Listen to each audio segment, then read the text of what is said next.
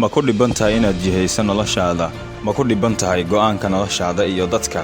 ma ku taamaysaa rajo nololeed iyo inaad abuurto caadooyin cusub oo ay hoggaanka u qabta noloshaada cusub ee aad ugu tallaabayso guusha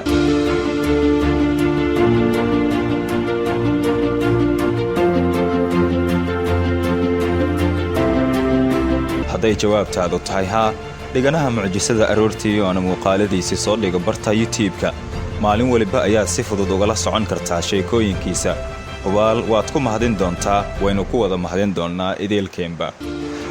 haddii aad u baahan tahay isaga oo afkaaga hooyo kuugu turjuman igala soo xiriir telefoonada shaashada kaaga muuqda WhatsApp, Beep App iyo Signalba waad igala soo xiriiri kartaa mahadsanid